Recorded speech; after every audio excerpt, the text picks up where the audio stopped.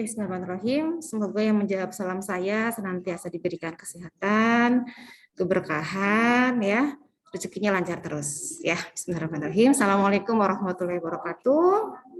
Waalaikumsalam warahmatullahi wabarakatuh. Oke, alhamdulillah ya pada pagi hari ini kita bisa bertemu secara online. Saya izin share screen.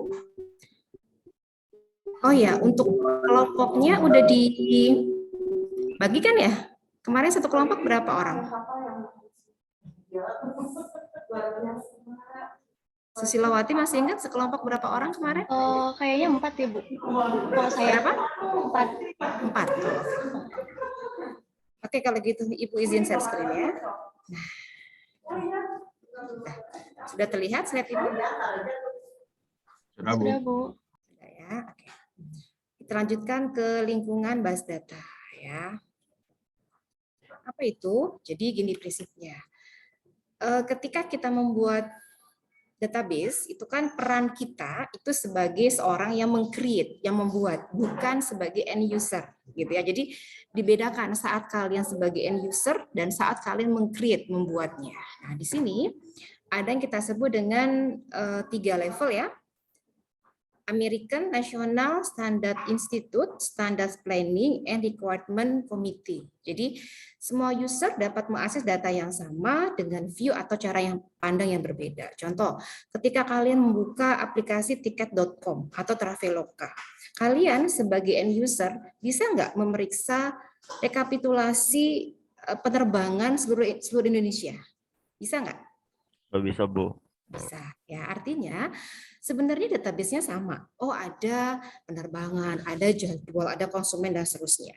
Tapi bagaimana user itu ya tergantung hak aksesnya seperti apa gitu ya. Jadi cara pandangnya pasti berbeda. Nah, view suatu user itu immune ya terhadap perubahan yang dilakukan oleh view lainnya. Contohnya kalian pernah buka paling mudah itu marketplace ya, Tokped, Shopee, tiba-tiba kok ada menu tambahan ya gitu ya. Kok ada fitur tambahan ya, fitur lain. Nah, itu mempengaruhi nggak di sisi kalian deh sebagai end user? Enggak ya, tiba-tiba ada gitu kan. Tidak mungkin, oh masa recovery sistemnya silakan buka seminggu lagi gitu. Mungkin seperti itu?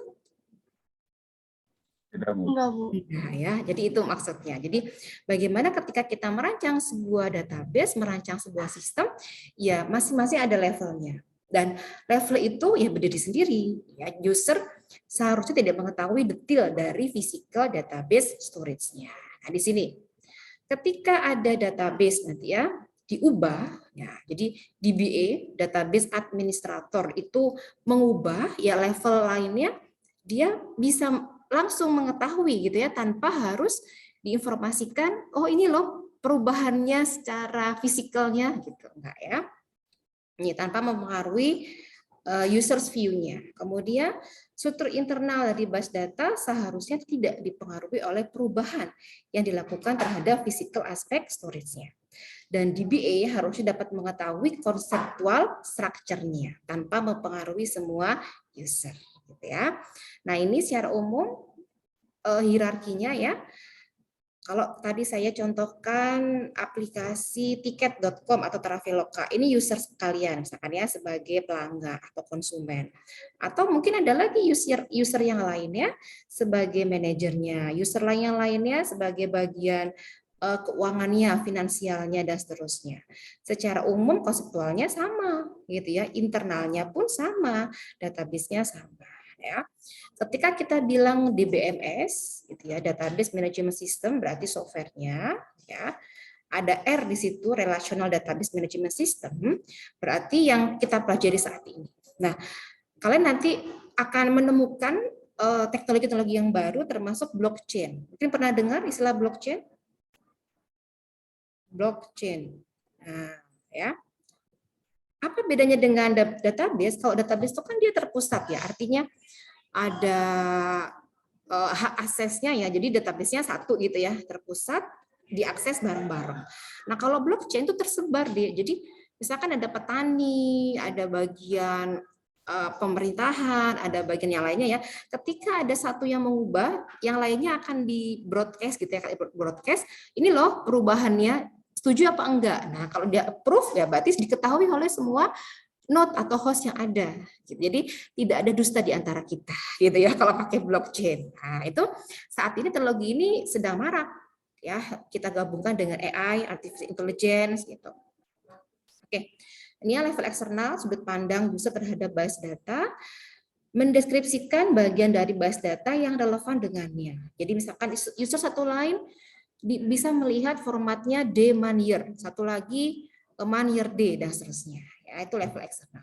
Level konseptual, ini sudut pandang community terhadap basis data ya, mendeskripsikan data apa yang tersimpan dalam basis data dan hubungannya seperti apa. Contohnya, ketika kalian mendefinisikan entity, kemudian atribut, hubungannya, batasan data atau constraint, keamanan gitu ya, dan integrity-nya.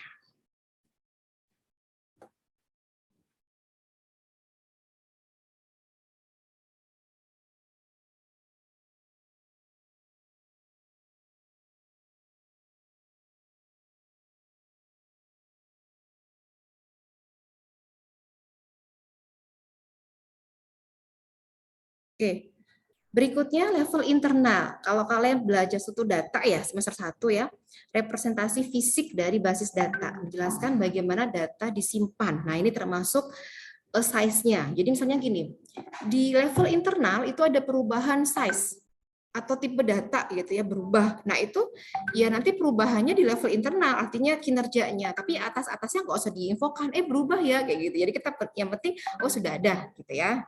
Seperti itu. Ini contohnya deh, di external view-nya satu, ini yang kedua kita lihat secara konsep sama, gitu ya. Tapi ini sama, tapi secara eksternal kepentingannya berbeda-beda. Gitu.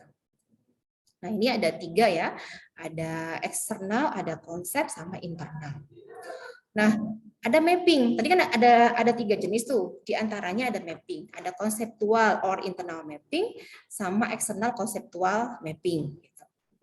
Ini ya, jadi ada 3, ada eksternal, konsep, sama internal. Nah ini, ininya apa namanya, mappingnya, eksternal konseptual mapping.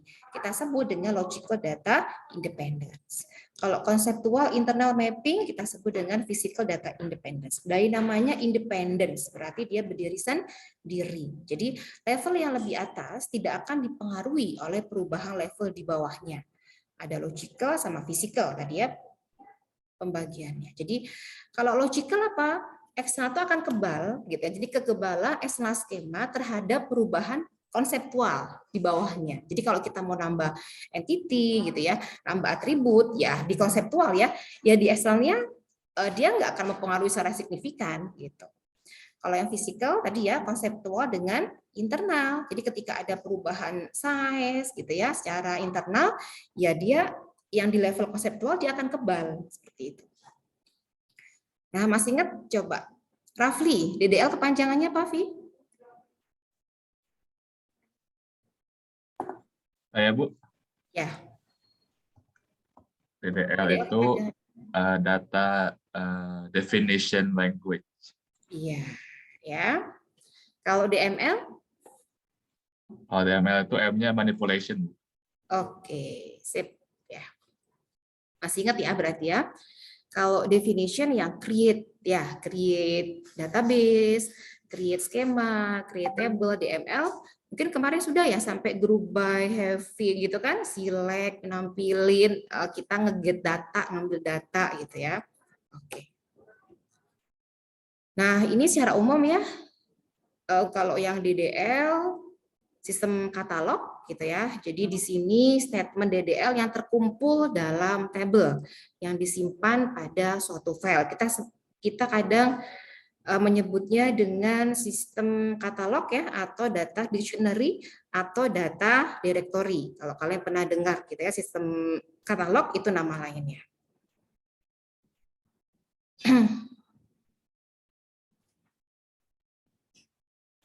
Oke, lanjut ya. Nah, ini tadi sudah ada 2 untuk yang tipe DML, prosedural sama non prosedural. Nah, yang kita pelajari itu masuknya yang non prosedural. Jadi lebih ke arah apa output yang didapat. Kita tidak sampai belajar algebra gitu ya, enggak. Jadi database pun ada aljabarnya gitu ya, tapi berbeda. Jadi kita lebih ke arah yang kedua, non prosedural.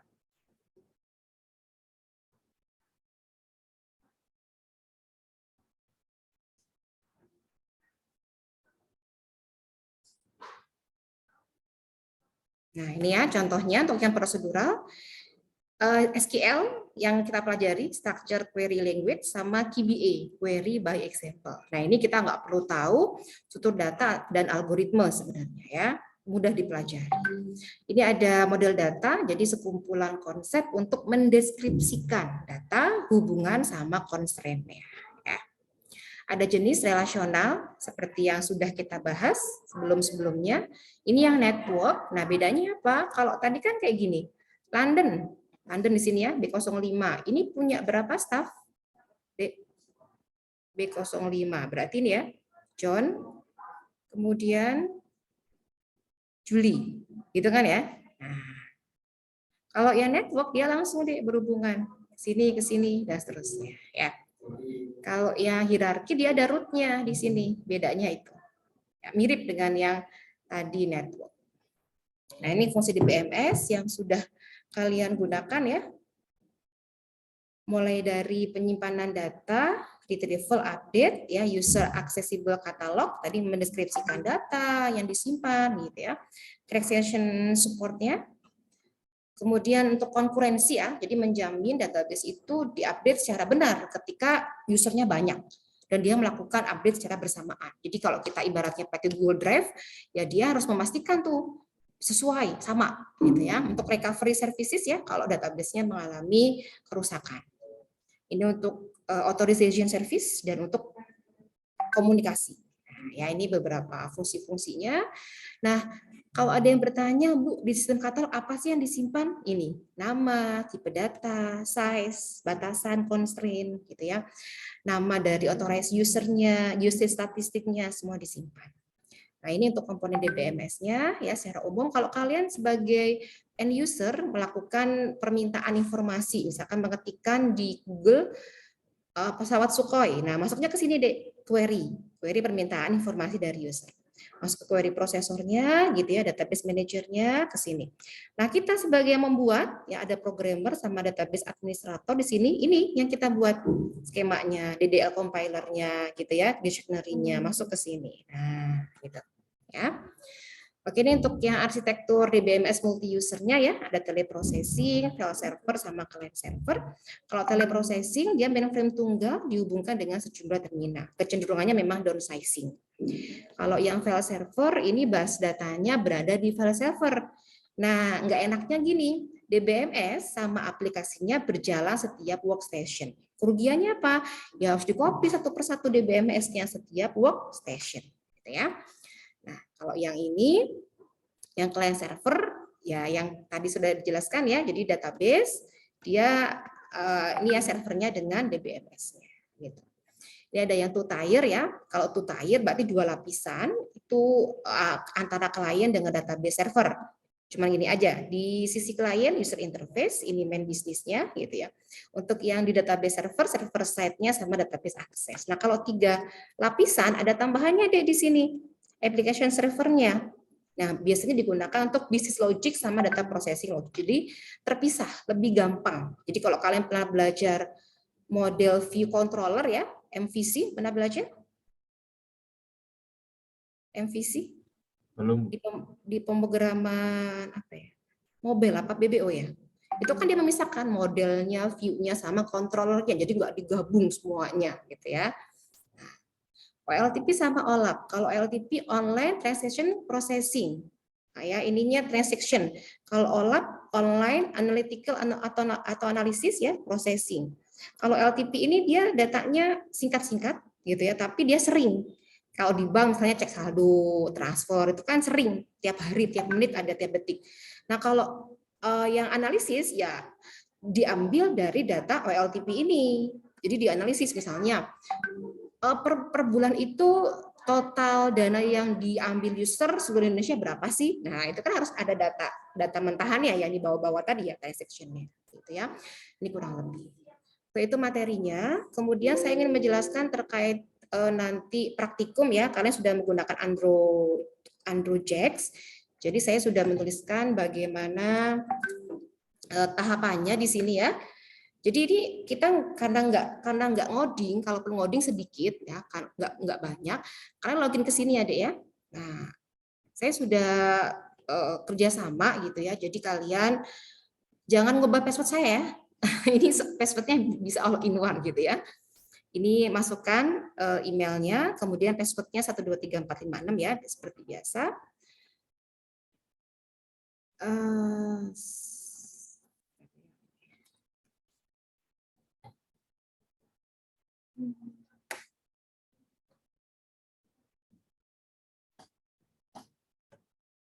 Ada yang lagi pakai Kak? Atau sebentar saya cek lagi ya.